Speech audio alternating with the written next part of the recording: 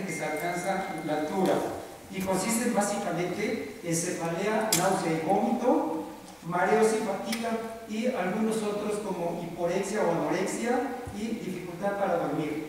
Estando en las grandes alturas, no se nos apetece comer, toda la comida sabe muy fea, pero yo diría que de las principales manifestaciones son la cefalea, la náusea y el vómito. En el 25% de las veces se presenta en los 2.500 metros sobre el nivel del mar y por arriba de los 4.500 metros sobre el nivel del mar, entre el 50 y el 85%, sobre todo en personas o montañistas no aclimatados. Les decía que la cefalea es uno de los principales síntomas que se presentan en las alturas.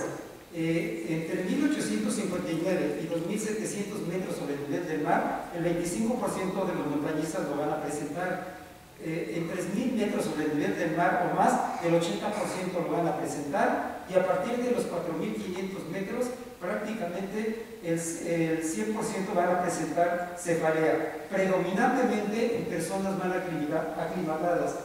Fíjense que hemos observado que aún personas que se han preparado bien haciendo aclimataciones, y ahorita más adelante les explico cómo se puede hacer esto, se puede llegar a presentar alguno de estos padecimientos.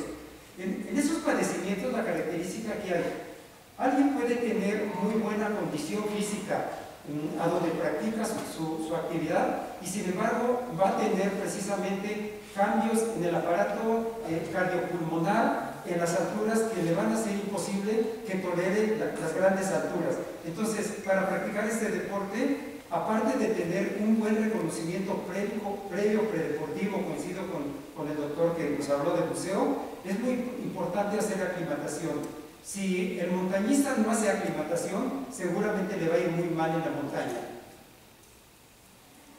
Edema pulmonar de altura. La altura va a provocar hipoxia hipovárica. Esto va a provocar vasoconstricción de vasos pulmonares, hipertensión arterial pulmonar y va a provocar que en el pulmón existan zonas hiperperfundidas. Esto va a aumentar la presión capilar y va a ocasionar daño de la pared capilar, edema y ruptura, con acumulación de líquido intersticial y alveolar. El alveolo empieza a disminuir sus mecanismos de aclaramiento. El líquido que normalmente se lleva a cabo un aclaramiento por la membrana del alveolo empieza a disminuir y también empieza a haber una disminución del aclaramiento de sodio. Por otra parte, existe una síntesis defectuosa de óxido nítrico, existe una disfunción endotelial que igual nos van a provocar un edema pulmonar y acumulación de líquido en el intersticio y en el alveolo. Síntomas y signos. Se presenta predominantemente disnea en el 96% de los casos. El otro síntoma predominante es la tos. La tos se presenta al principio una tos seca, no productiva, y conforme avanzan las horas, la tos se puede hacer productiva y se caracteriza porque puede ser asalmonada. Algunos otros síntomas que aparecen en las alturas, pero yo diría que estos dos síntomas son los predominantes. Se presenta generalmente en alturas iguales o mayores a 5.500 metros sobre el nivel del mar y se presenta aproximadamente entre el primero y quinto día de que se hizo el ascenso a las grandes alturas. Edema cerebral de altura. Igual lo que va a gatillar este problema es la hipoxia hipovárica, que va a favorecer que exista un aumento de permeabilidad de la barrera hematoencefálica. Esto va a provocar hipertensión intracraneal. También va a existir, por la hipoxia hipovárica, vasodilatación de la arteria cerebral. Esto va a provocar que aumente el flujo sanguíneo cerebral y que nos va a llevar también a que exista una hipertensión intracraneana. La hipoxia hipovárica también va a provocar que aumente la presión capilar y que concluya en hipertensión intracraneal, provocando estos mecanismos edema vasogénico intersticial y también edema citostático. Síntomas y signos. 5% de los montañistas por encima de los 4.500 van a presentar esta entidad y principalmente se va a manifestar con marcha táxica y daño al sistema nervioso central. ¿Cómo se va a manifestar este daño en el sistema nervioso central? Generalmente la persona va a tener marcha táxica y también va a tener alteraciones en cuanto a memoria, concentración. Las personas que han hecho montaña de gran altura, diríamos por arriba de los 7.500 o 8.000 metros, mencionan que sus capacidades cognitivas empiezan a ser muy lentas, les empieza a tomar mucho trabajo tomar una decisión y empiezan a tener alucinaciones auditivas y visuales. Algunos signos son papiledema, hemorragias retinianas y pueden evolucionar a coma y muerte. La resonancia magnética cerebral puede mostrar ventrículos pequeños y borramientos de surcos cerebrales. ¿Qué es lo que sucede cuando se hace aclimatación a la altura? Un mecanismo, estos son los principales mecanismos que van a lograr que el montañista se adapte a la altura y pueda hacer su deporte con más seguridad. Aumenta la difusión pulmonar, aumenta la ventilación pulmonar y aparece un fenómeno de angiogénesis. Aumenta la vascularización, principalmente de corazón, cerebro y músculo. Mejora la capacidad celular de utilizar el oxígeno.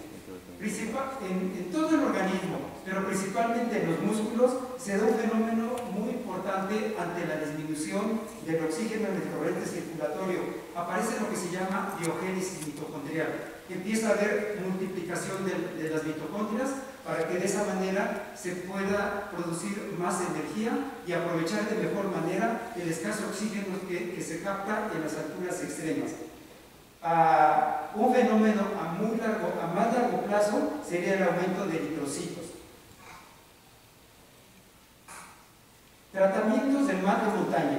El mal de montaña, si es leve, lo ideal es reposo, hidratación, ibuprofeno y paracetamol. Fíjense que uno de los fenómenos que se presenta en la montaña es que con frecuencia existe deshidratación. En alturas muy extremas, muy altas, el frío lo que provoca es que la humedad en esas alturas desaparezca. Generalmente el agua se convierte o va y se convierte en hielo y generalmente el ambiente es muy frío y muy seco. De ahí que aparte de la sudoración que estamos haciendo durante nuestro ejercicio, también existe mucha resequedad y durante la respiración estamos perdiendo el agua. En mal agudo de montaña moderado se recomienda detener el ascenso, se puede dar ibuprofeno, paracetamol y antieméticos. Si en 24 horas el montañista no mejora, lo ideal es descender entre 300 y 1000 metros. En mal agudo de montaña severo, descender hasta la cota donde no había síntomas, oxígeno, cámara hiperbárica y dexametasona. El mal agudo de montaña severo, cuando yo veo este tipo ya de sintomatología, seguramente esa persona está empezando con edema cerebral de altura.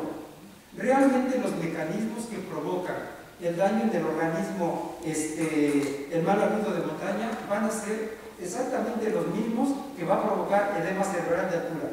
Aquí la diferencia que yo encuentro es que cuando ya existe un edema cerebral de altura, ya existe un daño a nivel del sistema nervioso central y por eso la sintomatología es más extrema, es más severa. Tratamiento de edema pulmonar de altura. Descender mínimo 1000 metros. Oxígeno, cámara hiperbárica, nifedipina, 20 miligramos cada 8 horas. Conozco bastante el ambiente y cuando se hace este deporte, coincido con el doctor Lara, igual que en el buceo, a veces no se encuentra la orientación adecuada ni existen instituciones que nos enseñen o que nos preparen para hacer esto. Generalmente existen entrenadores, guías que te acompañan a la montaña y en cuanto a conocimientos prácticos son muy buenos, pero no tienen información de los cambios que existen en la cultura extrema y por eso se cometen muchos errores. En cuanto a uso de dexametasona, yo he podido observar que incluso en alturas muy breves, cuando la persona tiene cefalea, cuando no necesita este tipo de medicamentos, Generalmente el guía les inyecta dexametasona y no siempre está indicado la dexametasona. Ahorita vamos al tratamiento de edema cerebral de altura, donde hay una indicación con más evidencia. Tratamiento de edema cerebral de altura: descender cuando menos 1000 metros, oxígeno, cámara hiperbárica, y aquí sí está indicada la dexametasona, 8 miligramos la primera dosis y después continuar con 4 miligramos cada 6 horas. En este tipo de padecimientos, algo que se debe de hacer y se debe de entender es que si ya empiezas a tener manifestaciones severas, el mejor tratamiento es que desciendas.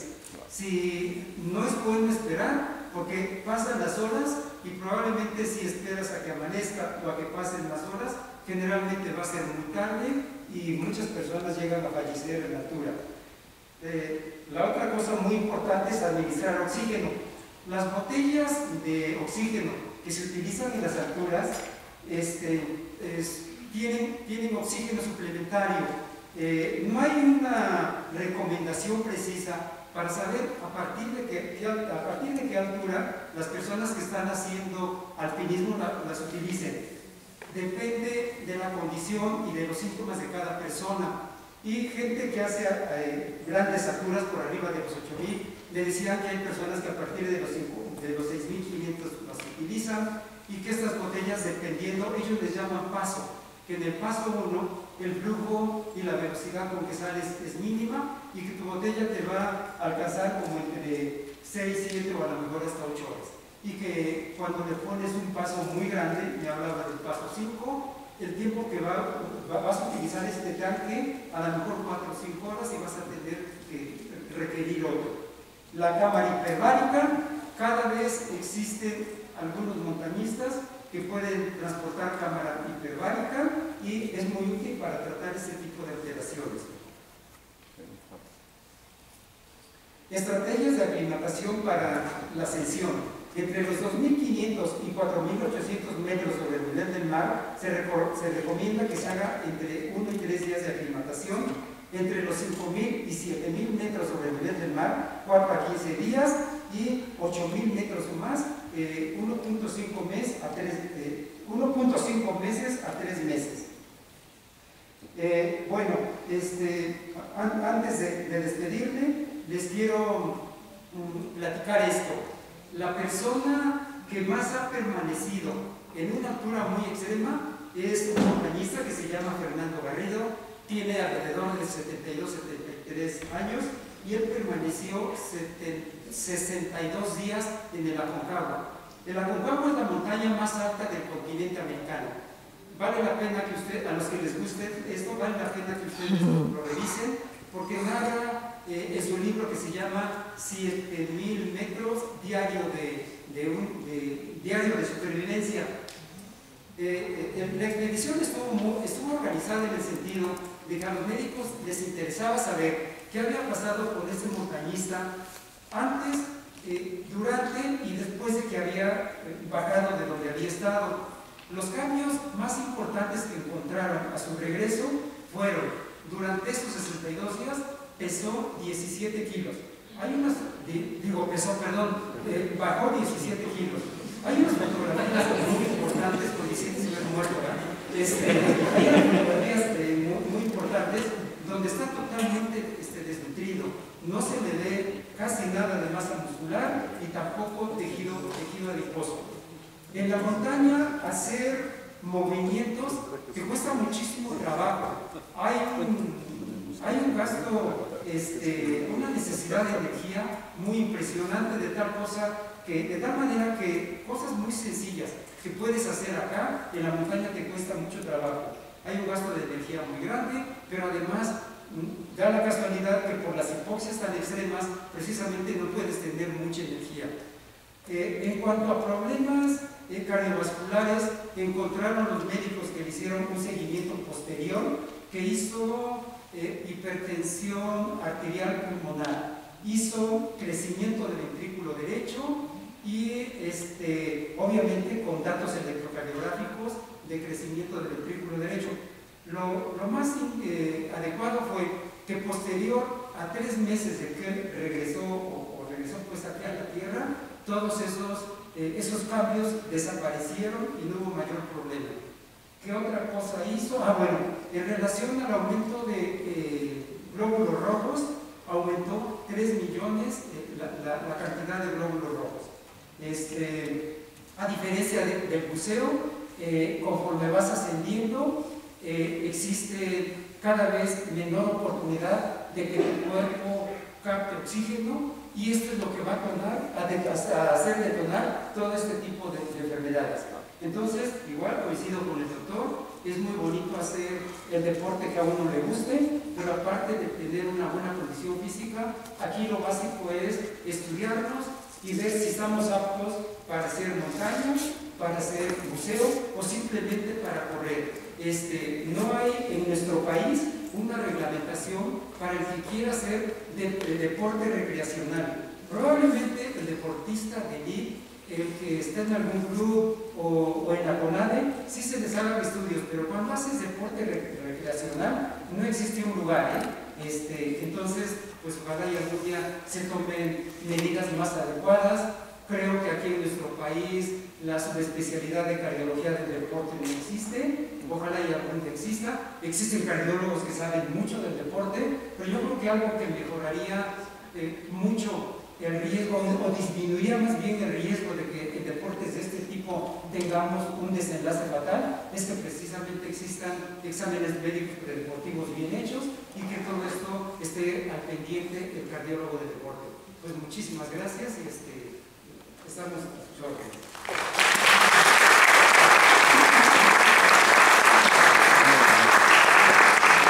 Gracias, doctor Mario, por compartir su valiosa experiencia. Y bueno, para esto finalizamos el módulo de cardiología en deporte. Desgraciadamente, por cuestiones de tiempo, no hay espacio para preguntas o comentarios, pero bueno, nuestros ponentes están aquí por si quieren acercarse directamente con ellos, y agradecer la atención de todos ustedes.